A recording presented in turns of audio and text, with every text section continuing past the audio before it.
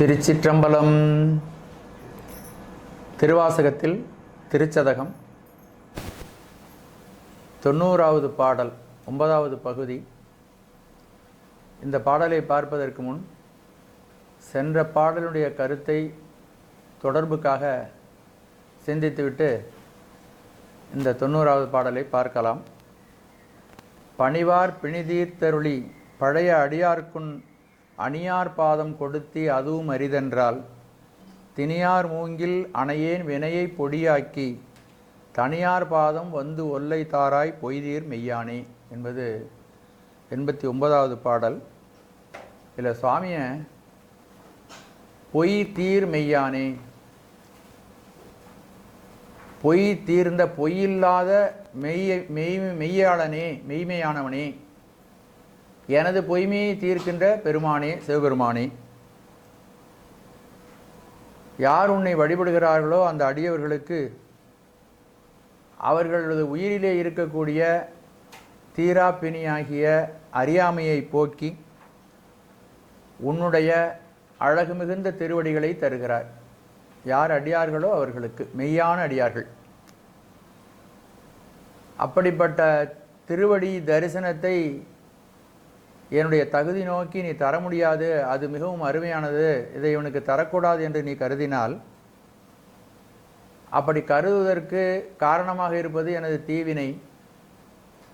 எனது தீவினையை நானே போக்கிக் கொள்ள முடியாது. அதனால் எனது தீவினையை உன்னுடைய ஞானாகினியானால் நீயே பொடி செய்து அந்த தீவினையை போக்கி உனது பாதத்தை தரிசனம் செய்வதற்கு தடையாக உள்ள எனது தீவினையை நீயே புசுக்கி, ஏன்னா எனக்கு அந்த ஆற்றல் இல்லை. ஆகவே கருணையாளனாகிய நீ, என்னை உடையவனாகிய நீ அந்த தீவினையை என்னிடமிருந்து நீக்கி விரைந்து வந்து உனது குளிர்ச்சி மிகுந்த திருவடியை எனக்கு நல்கி என்னை காப்பாற்ற வேண்டும் என்று இந்த 89வது பாடலிலே மாணிக்கவாசக பெருமான் சொல்லி அருள்கிறார்கள். பொழுது இந்த பதிகத்தினுடைய நிறைவு பாடல் 90வது பாடல். நாம் இந்த பாடலை அடிக்கடி கேட்டிருப்போம், ரொம்ப ஃபெமிலியர் நமக்கு. யானே பொய் என் நெஞ்சும் பொய் என் அன்பும் பொய், ஆனால் வினையேன் அழுதால் உன்னை பெறலாமே, தேனே அமுதே கரும்பின் தெளிவே தித்திக்கும் மானே அருளாய் அடியேன் உனைவந்து உருமாறே. உனைவந்து உறுதல் அப்படின்னா உனைவந்து அடையுமாறு. தேனே அமுதே கரும்பின் தெளிவே. இந்த உலகத்தில் இருக்கிற ரொம்ப ரொம்ப அதிகமான இனிப்புடைய பொருள்களையெல்லாம் சொல்லி எப்படி புலன்களுக்கு இவைகளெல்லாம் நமக்கு மகிழ்ச்சி தருகிறதோ அதை போல சிவபெருமான் நினைத்தாலும் ருசித்தாலும் மகிழ்ச்சி தரக்கூடியவன் அப்படின்னு சொல்கிறார். தேனே அமுதே கரும்பின் தெளிவே தித்திக்கும் மானே. மான்னா நம்ம மானை நினச்சிக்காதீங்க, மானேன்னு மகானே. மகான் என்பது மானேன்னு வந்திருக்கு. முதல்லையும் சொல்லியிருப்போம் நம்ம. மகான், மகான்னா பெரியவனே, சான்றோனே, எல்லாவற்றிற்கும் பெரியவனே சிவபெருமானே. மான், இங்கே மானே அப்படின்னு சிவபெருமானை கூப்பிடுகிறார். என் நெஞ்சும் பொய் என் அன்பும், யானே பொய், நானே பொய்யாக இருக்கிறதுனால என்னிட்ட இருக்கக்கூடிய நெஞ்சும் பொய்யாக இருக்கிறது, எனது அன்பும் பொய்யாக இருக்கிறது. ஆனால் உன்னை பெற வேண்டும் என்று நான் அழுகிறேன். ஆகவே அழுவதும் பொய்யாக போய்விடுகிறது. நானே பொய்யாக இருக்கும் பொழுது என்னிடமிருந்து விளைகின்ற அன்பும் பொய்யாக இருக்கிறது. அதனால் அழுதாலும் அது பொய் தான். ஆகவே அப்படி அழுதால் உன்னை பெறலாமா? பெற முடியுமா? பொய்யான அழுகையினால் உன்னை பெற முடியுமா? பெற முடியாது. ஆகவே எனக்கு வழியே தெரியல உன்னை அடையிறதுக்கு. உன்னை வந்து உருமாறு அருளாய், உன்னை நான் அடைய வேண்டும் என்ற விருப்பம் இருக்கிறது. ஆனால் ஒரு தகுதியும் இல்லை. உன்னுடைய பரம கருணையினாலே எனக்கு நீயே எளிவந்து இருந்து இறங்கி உன்னுடைய இன்னருளால் உனக்கு அடையக்கூடிய வழியை எனக்கு காண்பிப்பாயாக அப்படிங்கிறது இந்த பாட்டினுடைய சாரமான விஷயம். இந்த பதவுரை பார்த்து அதன் பிறகு நாம் விரிவாக இந்த பாடலை சிந்திக்கலாம். தேனே அமுதே கரும்பின் தெளிவே, தேனும் அமிழ்தமும் கரும்பின் தெளிந்த சாருமாக உள்ளவனே, தித்திக்குமானே, இனிப்புச் சுவை மிகுந்த பெரியோனே, யானே பொய் யான் பொய்யனே, என் நெஞ்சும் பொய் என் உள்ளமும் வஞ்சமுடையது, என் அன்பும் பொய் என் அன்பும் போரியாக உள்ளது. ஆனால் அங்கனமாயின், ஆனால் என்பதற்கு இந்த இடத்துல ஆனால் பொருள் கிடையாது. அப்படி இருப்பதினால் அங்கனமாயின் வினையேன் வினையேன் கண்மத்தை உடைய நானே பொய்யா இருக்கனே. அதுக்கு என்ன காரணம்னா என்னுடைய கண்மம், என்னுடைய வினை. அழுதால் உன்னை பெறலாமே, வருந்தி அழுதால் உன்னை அடையலாமோ அப்படிங்கிற கேள்வி. அதுக்கு என்ன பதில்னா அடைய முடியாது அப்படிங்கிறது தான் பதில். ஆகவே ஒரு வழியும் இல்லை ஒன்று வந்து அடையிறதுக்கு. அடியேன் உன்னை வந்து உருமாறு அருளாய், அடியேன் நின்னை வந்து எய்துமாறு, உன்னுடைய திருவடியை வந்து நான் அடையுமாறு எனக்கு அருள் புரிவாயாக அப்படிங்கிறது இந்த பாடலுடைய பதவுரை. இப்போ ஒவ்வொரு சிந்தனையாக நம்ம பார்க்கலாம். இதில் முக்கியமாக நம்ம முதல்ல தெரிந்து கொள்ள வேண்டியதுன்னா, கடவுளை தேனே அமுதே கரும்பின் தெளிவே தித்திக்குமானே அப்படின்னு 4 தடவை 4 பொருளை சொல்லி கூப்பிடுகிறார். இந்த அனைத்து பொருள்களும் இனிமையானவை. ரொம்ப தித்திப்பு அப்படின்னா அது தேன்னு சொல்லுவோம். கரும்பு மென்று சாப்பிட்டா அதனுடைய சக்கையெல்லாம் இருக்கும், அதனுடைய தெளிவு ரொம்ப சுவையானது.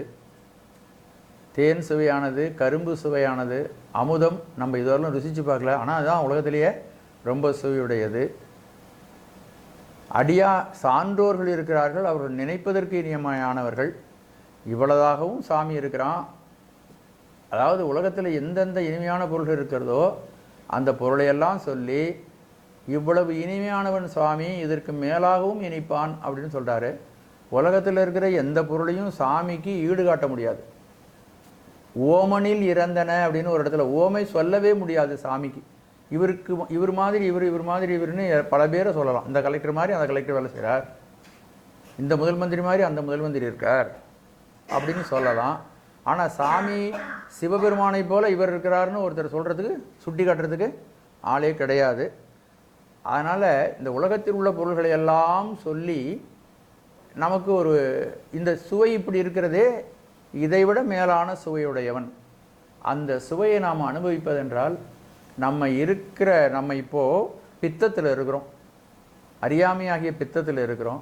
பித்தம் தெளிஞ்சாதான் நாக்கில் ருசி தெரியும். அதுபோல் நம்முடைய பொய்மாய பற்று நம்மிடமிருந்து நீங்குகின்ற பொழுது சிவபெருமான் நமக்கு தருகின்ற இனிமை நமக்கு தெரியும். அது தெரியாத வரையிலும் அவன் இனிமையானவன்கிறதே நம்மளால் உணர முடியாது. எப்படி தெரிஞ்சுக்கலாம் அப்படின்னா, ஆப்த வாக்கியம் அப்படின்னு சொல்லுவாங்க. ஆப்த வாக்கியம்னா நம்முடைய முன்னோர்கள் நமக்காக அருளி செய்த இந்த திருவாசகம் போன்ற அருள் நூல்கள். இந்த நூல்களில் சிவபெருமானை பற்றி சொல்லும் பொழுது அவர்கள் என்ன அனுபவித்தார்களோ அதை சொல்லுகிறார்கள். அப்படி அனுபவித்ததை சொல்லும் பொழுது நாம் அதை இப்படியெல்லாம் அவன் இனிமையாக இருப்பான், இப்படியெல்லாம் அவன் நன்மை செய்வான் என்பதை நாம் உண்மை என்று நாம் உணர வேண்டும். ஆகவே இப்படியே முன்னதாகவே இதெல்லாம் நம்ம தெரிந்து கொள்ள வேண்டும். தேனே அப்படின்னா தேன் போல இனிப்பவன் அப்படின்னா தேனே குடிச்சிட்டு போகிறது, சாமியை தேடணும், ஏன் சரியகிரி ஆகிய யோகங்களெல்லாம் செய்யணும், அன்பு உடையவனாக இருக்கணும், சாமியை தேடணும் அப்படின்னு நமக்கு தோணும். அப்படி இல்லை. இந்த உலகத்தில் இருக்கக்கூடிய பொருள்களில் உன்னதமான சுவை, இனிப்பு சுவையுடைய பொருள்களை இங்கு சுட்டி காட்டியிருப்பதனால் இதையெல்லாம் விட பல மடங்கு மேலான சுவை நமக்கு தருவான். அதே மாணிக்கவாசகர் ஒரு பாடல் சொல்றார், காயத்துள்ள அமுது ஊற ஊற நீ கண்டுகொள்ளென்று காட்டிய சேயமாமலர் சேவடிக்கண் நம் சென்னி மண்ணி சுடருமே. காயத்துள், இந்த உடம்புலேயே அவனை அனுபவிக்கலாங்கிறார். காயத்துள் அமுது ஊற ஊற நீ கண்டுகொள், பார்த்துக்க உனக்கு இந்த அன்பத்தை தர்றேன், நீ இந்த உடம்புல இருக்கும் பொழுது இதை அனுபவிக்கலாம் அப்படின்னு சாமி கொடுத்தானாம். காயத்துள் அமுது ஊற ஊற நீ கண்டுகொள்ளென்று காட்டிய சேயமாமலர் சேவடி சிவந்த திருவடி சேயமாமலர் சேவடிக்கண் நம் சென்னி மண்ணி மலருமே அப்படின்னு அவர் ஒரு இடத்துல சொல்கிறார். அதனால் அந்த இன்பம் மிக உன்னதமான இன்பம், சாமி தரக்கூடிய ஆனந்தம். அந்த ஆனந்தத்தை நமக்கு சுட்டி காட்டுவதற்கு உலகத்திலே இருக்கக்கூடிய பொருள்களிலே மிகச்சுவையுடைய பொருள்களை இங்கு சுவாமி எடுத்து காட்டுகிறார் நம்ம வச்சுக்குமே தவிர, இந்த பொருள்களை போல் அவன் இணைக்கக்கூடியவன்னு நீங்கள் நினைக்கக்கூடாது. சுவாமி ரொம்ப ஒளி பொருந்தியவன்னா என்ன சொல்லலாம்? நமக்கு ரொம்ப ஒளி உடையது சூரியன். சூரியனை போன்ற சூரிய பிரகாசம் 1000 கோடி சூரிய பிரகாசம் உடையவன் சொல்லலாம். ஆனாலும் 1000 கோடி சூரிய பிரகாசம் சேர்ந்தாலும் அதற்கு மேலான ஒளி உடையவன். ஆகவே நம்மால எது தெரிஞ்சதோ அதை வச்சு தான் நம்ம சொல்ல முடியும். ஆனாலும் எல்லாவற்றுக்கும் மேலானவன் சிவபெருமான் என்பதை நாம் அறிய வேண்டும். அதை முதல்ல நம்ம மனதில் வச்சுக்கிட்டு இந்த பாட்டை படிக்கணும். தேனே, தேன் என்பது இப்போ சாதாரணமாக வேறு இனிப்பு பொருள்களெல்லாம் நம்ம மனிதர்கள் அதை உருவாக்குவார்கள். கரும்பிலிருந்து சர்க்கரை இதெல்லாம். இது உயர்ந்த வண்டுகள், தேன் ஈக்கள். தேன் ஈக்கள் ரொம்ப உயர்ந்தவை.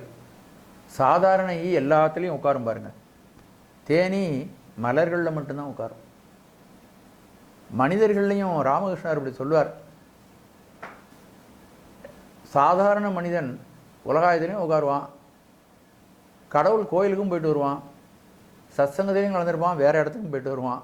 அவன் கண்ட இடத்துலையும் வாய வைக்கிறவன் சாதாரண ஈ போன்றவன். ஞானிகள், சான்றோர்கள், உயர்ந்தவர்கள் அவர்கள் தேனியை போன்றவர்கள். அவர்கள் மலரிலே மட்டும் அமர்ந்து அந்த மலரிலே இருக்கின்ற மதுவை மட்டும் சுவைப்பார்கள், அதை மட்டும் எடுத்துக்கொண்டு வருவார்கள்.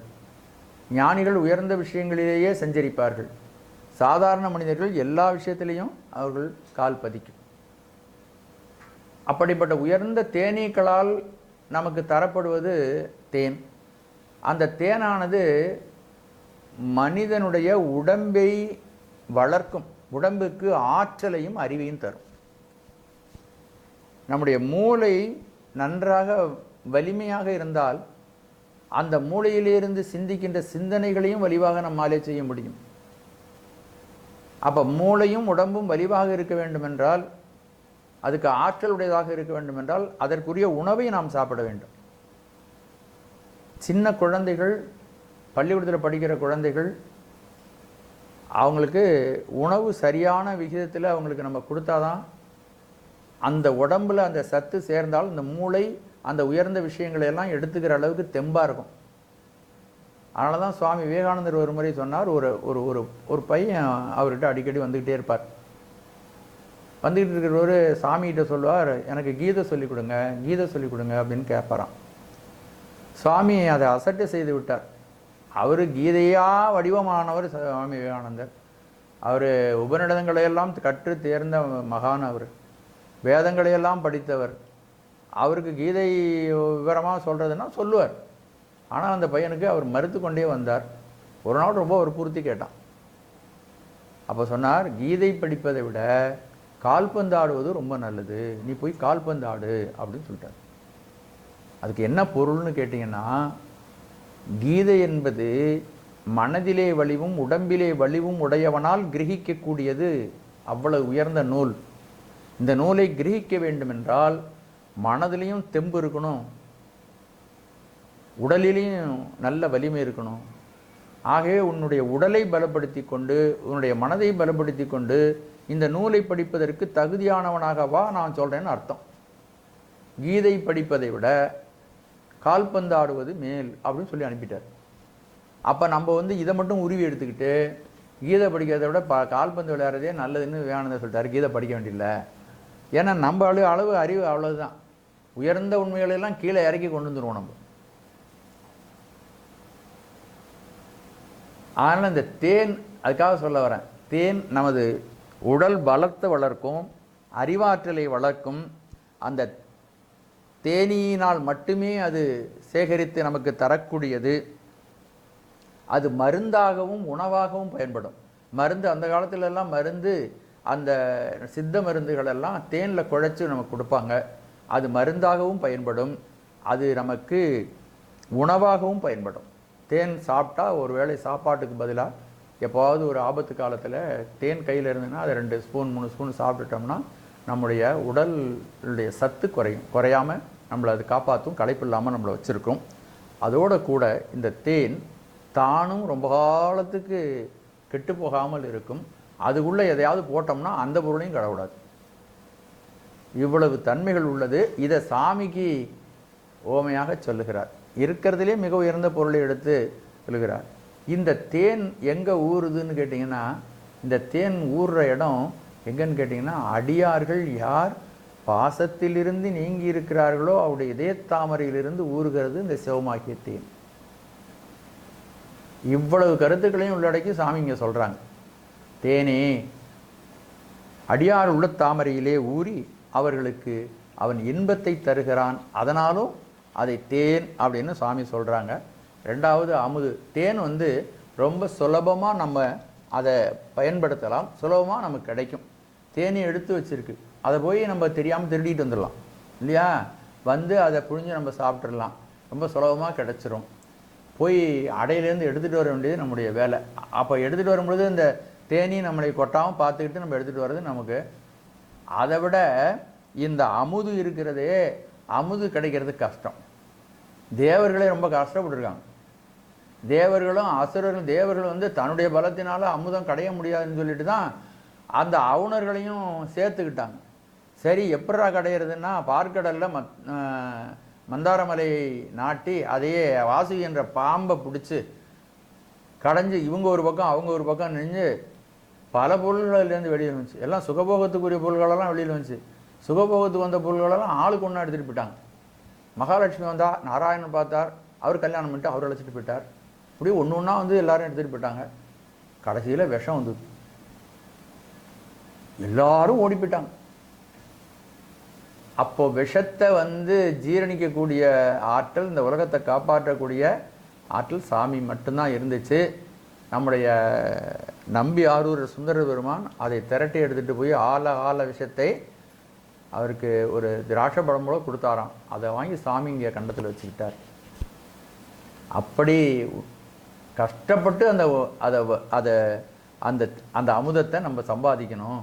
அந்த கஷ்டப்படுறவங்களுக்கு எப்படி அமுதம் கிடைக்குமோ அதுபோல சிவபெருமான் சரியையாதி தவங்களை செய்து ஈடுபடுகின்றவர்களுக்கு அவன் வருவான் அப்படிங்கிற கருத்தை அடுத்தது.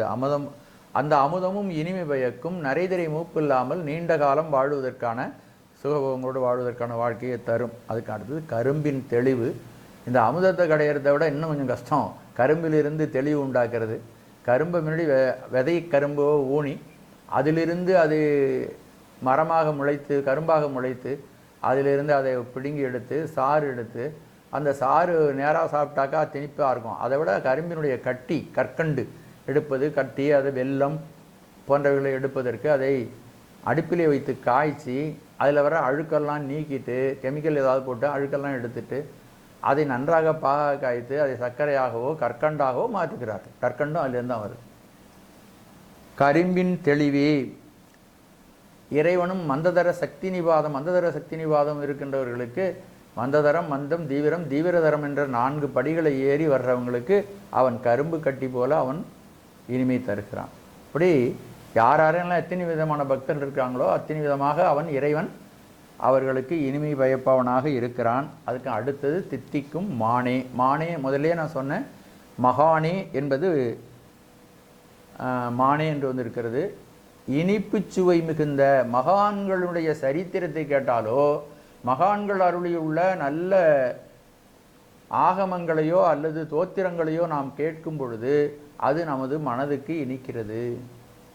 இந்த பொருள்களெல்லாம் ஐம்புலன்களுக்கும் இனிக்கிறது. இங்கே மகான்களை நினைத்தால் மனதுக்கு இனிக்கிறது. இப்போ நம்ம மாணிக்கவாசகர் இப்போ நேராக இங்கே இல்லை, ஆனால் அவருடைய பாடலை பார்த்த உடனே மனம் நமக்கு மனதனாலே இனிக்கிறது. அந்த கருத்துக்களை எல்லாம் உள்வாங்கும் பொழுது இறைவனை பற்றிய சிந்தனை எழுந்து கண்களிலே கண்ணீர் வர வழிவிக்கிறது. ஆக தித்திக்கும் மானே.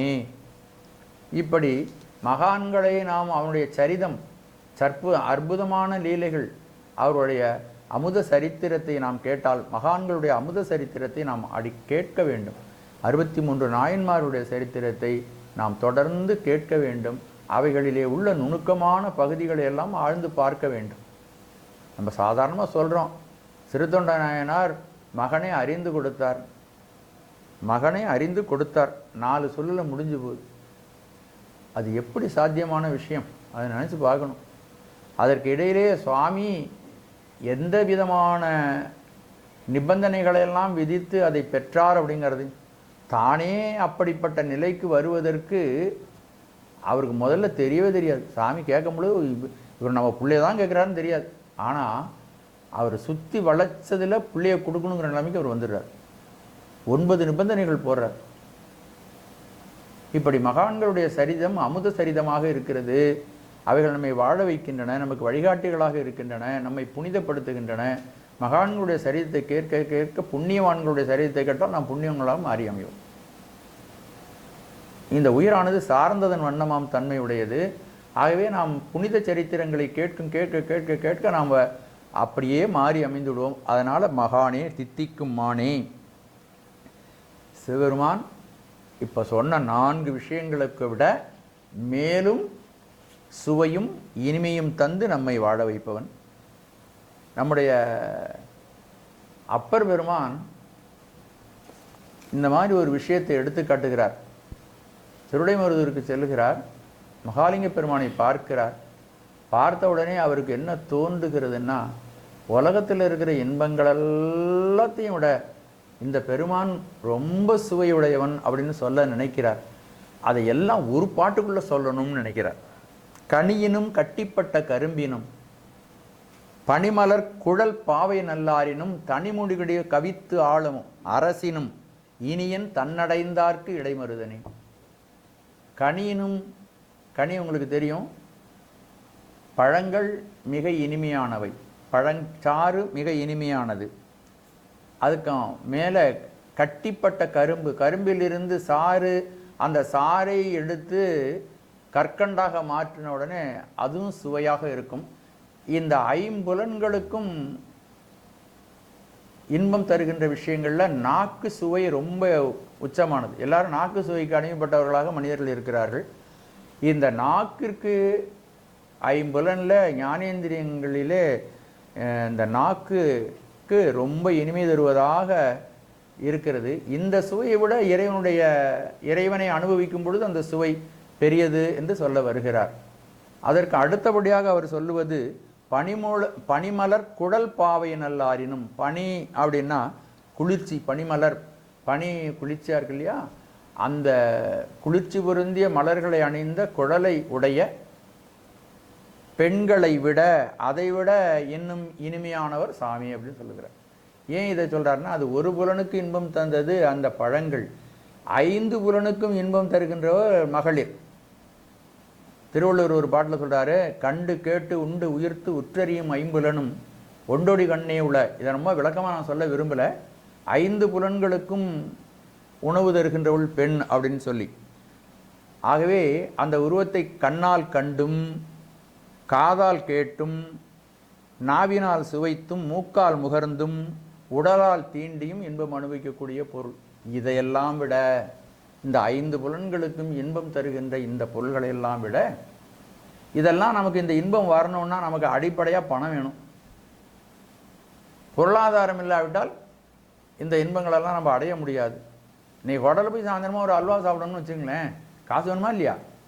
அப்போது அது எப்போ கிடைக்கும்னா, நம்ம அந்த பொருளாதாரத்தை கையாளும் பொழுது அது நிறையவே இருக்கும் அரசன்ட்ட. அது அடுத்தது அவன் தருகின்ற இன்பம், ஒரு அரசன் தூக்கக்கூடிய இன்பம். தனிமொழி கவித்து ஆளும் அரசினும். இவர் கொஞ்சம் கொஞ்சமாக அதனுடைய இதை கூட்டிக்கிட்டே போகிறார்.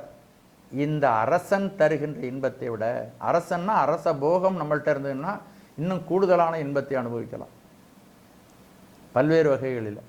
இதை விட இனியன் யார்? தன்னடைந்தார்க்கு இடைமருதன். சிவபெருமானை அடைந்தா அந்த இடைமருதன் இருக்கிறானே, நீ இங்கெல்லாம் நிற்காதப்பா, இதெல்லாம் அழியக்கூடிய இன்பங்கள், இன்று தோன்றி நாளை மறைந்து விடும். இன்பத்தை அனுபவிக்கும் பொழுதே அதில் சலிப்பு ஏற்பட்டு அதிலிருந்து நீ நீங்க நினைப்பாய். அந்த இன்பங்களை நாம் அனுபவிக்க இப்போ நாக்கினுடைய சுவையை நம்ம அனுபவிக்க குறிப்பிட்ட இன்பத்துக்கு மேலே அதில் சலிப்பும் களைப்பும் உண்டாகிவிடும். ஆகவே புலன்கள் இன்பத்தை அனுபவிக்க சக்தியற்றவை, அவைகள் நிரந்தரமில்லாதவை, அழியக்கூடியவை. அதை விட பொருளால் அனுபவிக்க எல்லாவற்றையும் விட நாம் இறைவன் தருகின்ற பேரானந்தம் புதிதாக முளைத்து கொண்டே இருக்கும். அந்த ஆனந்தத்துக்கு அழிவே இல்லை. ஆகவே நீங்கள் இந்த சுவையெல்லாம் தேட வேண்டாம், சிவபெருமானை அடையுங்கள் அப்படின்னு அப்பர் பெருமான் சொல்லுகிறார். அதுதான் மாணிக்கவாசகர் இதில் சொல்கிறார். தேனே அமுதே கரும்பின் தெளிவே தித்திக்கும் மானே.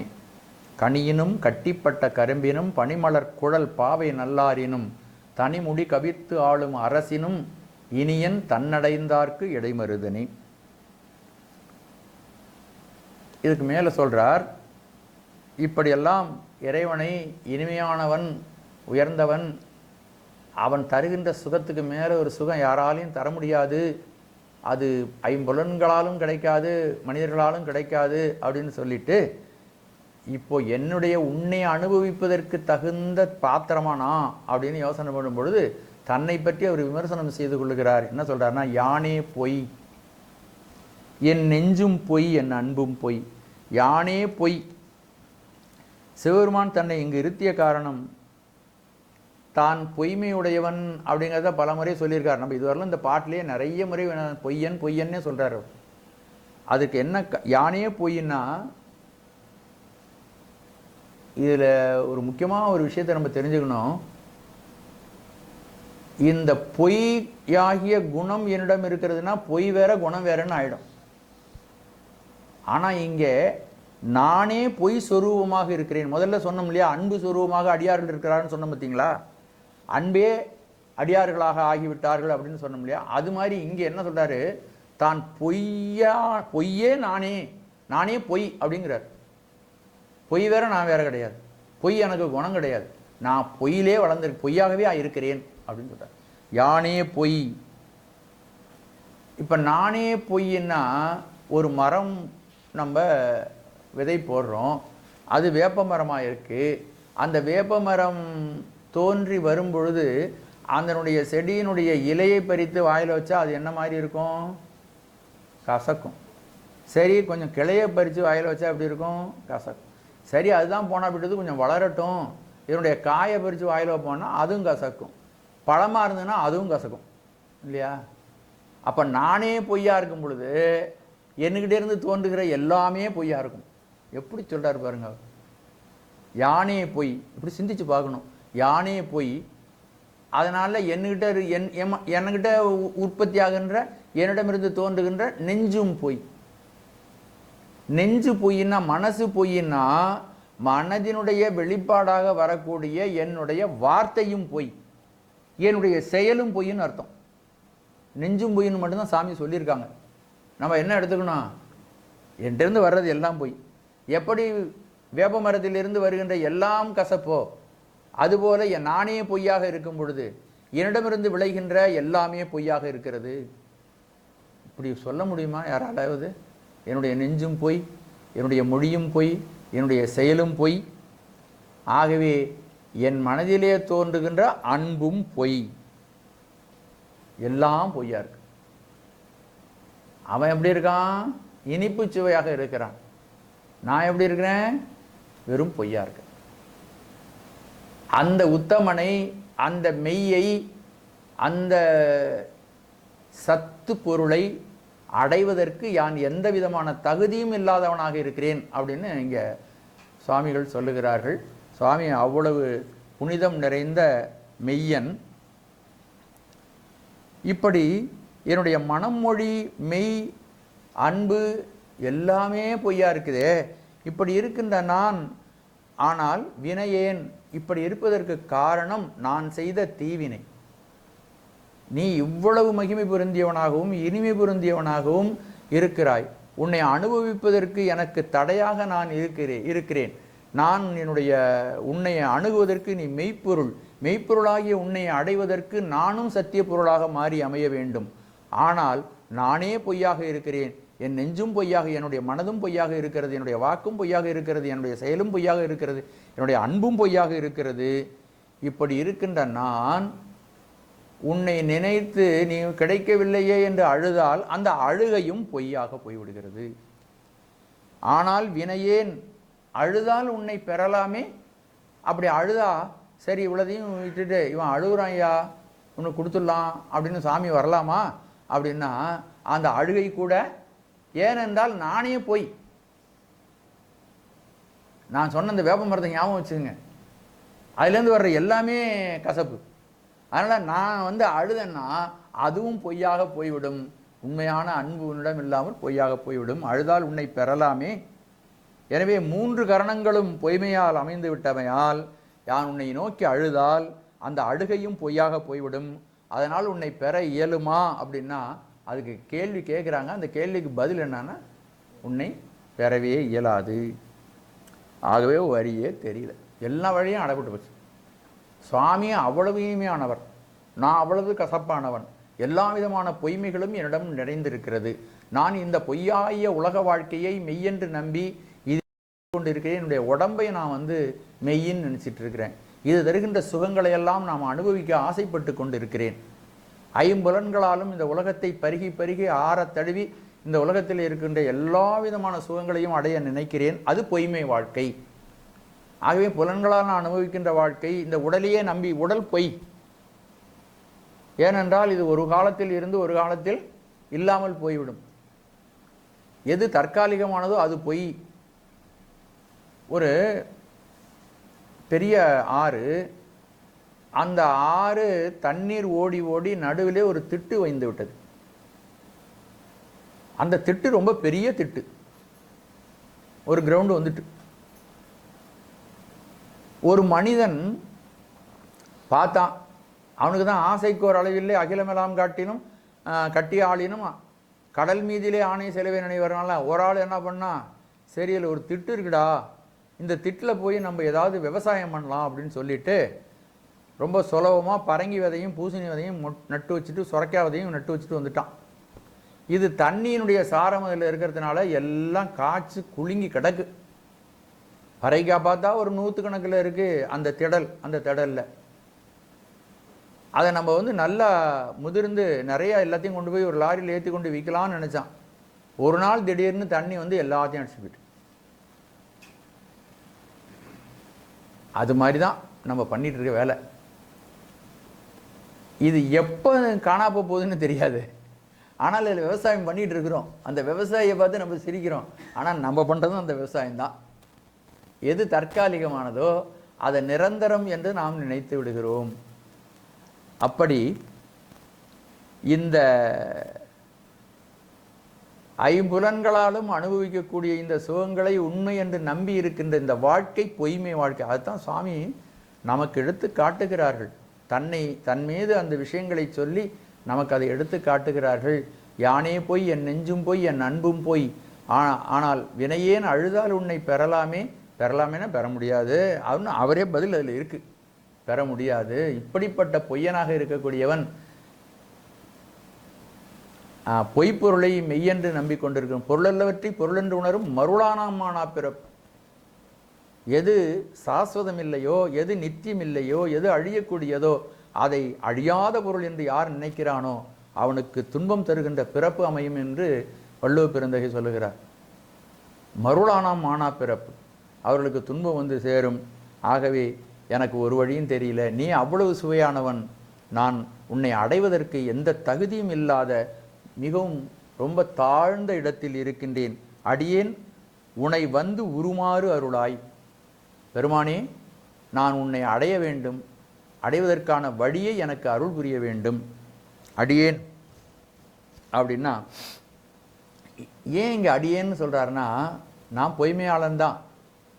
ஆனால் என்ன காரணமோ உன்னுடைய கருணை காரணமாக, என்ன காரணம் இல்லையா, கருணை காரணமாக திருப்பெருந்துறையில் என்னை ஆட்கொண்டு எனக்கு உபதேசம் அருளி உனது பாதத்தை என் சென்னி மீது வைத்து எனக்கு அருள் புரிந்தார். பூவார் அடிச்சுவடு என் தலைமேல் பொறித்தலுமே தேவானவாவாடி தெள்ளையனும் கொட்டாமோ என்றெல்லாம் மாணிக்கவாசகர் இதை பற்றி சொல்லுகிறார். அப்படி உனது அடிமையாக என்னை வைத்து கொண்டாய். இப்பொழுது என்னுடைய நிலைமை இவ்வாறு, உண்மையான நிலைமை இவ்வாறு இருக்கிறது. உன்னுடைய கருணையினாலே எனக்கு அந்த பதத்தை, அடியவன் என்ற பதத்தை தந்திருக்கிறாய். ஆகவே அடியவனை காப்பாற்ற வேண்டியது உன் பொறுப்பு. ஆக இந்த பொய்மையிலிருந்து விடுபட்டு நான் உயர்ந்த நிலைக்கு வர வேண்டியதற்கு நீதே பொறுப்பாகிறாய், என்னைக்கு வழிகாட்ட வேண்டும் என்று சொல்லுகிறார். அடியேன் உன்னை உருமாறு அருளாய். ஆகவே பெருமானே, உணர்த்த உணரும் தன்மை படைத்தது இந்த ஆன்மா. நீ சொல்லலைன்னா எனக்கு ஒன்றும் தெரியாது. ஆகவே இதற்குரிய வழி எனக்கு தெரியவில்லை, நீ எனக்கு உணர்த்த வேண்டும். இந்த பொய்மையிலிருந்து விடுபட்டு உன்னை உன்னை நான் அனுபவிக்க நீ எவ்வளவு இனிமை பெய்யப்போவன் என்பதை அனுபவிக்கப்பட தகுந்த அறிவை எனக்கு நீ தர வேண்டும், அனுபவிப்பதற்குரிய செயல்பாட்டையும் எனக்கு நீ தர வேண்டும். ஆகவே நான் பொய்யில் இருக்கின்றேன், இதை விடுத்து மெய்யாகிய உன்பால் சேருவதற்கான வழியை நீ சொல்ல வேண்டும். இந்த உயிர்களெல்லாம் உணரும் தன்மை படைத்தது. ஆகவே உணரும் ஆற்றலும் சுதந்திரமும் எனக்கு இல்லை. ஆகவே நீதான் உணர்த்தி என்னை இந்த இன்ப அனுபவத்திற்கு கொண்டு சேர்க்க வேண்டும் என்று எங்கள் பெருமான் சொல்லி அருள்கிறார்கள். ஆகவே சுவாமி அவ்வளவு இனிமை சுகி மிகுந்தவன், நான் அவ்வளவு பொய்யனாக இருக்கிறேன், எனக்கு நான் உன்னை வந்து அடைகின்ற வழியை எனக்கு காட்ட வேண்டும் என்பது இந்த பாடலுடைய கருத்து. அவன் அருளாலே அவன்தாள் வணங்கி, ஆகவே நீதான் என்னை உணர்த்தி நல்ல வழிக்கு கொண்டு செல்ல வேண்டும்.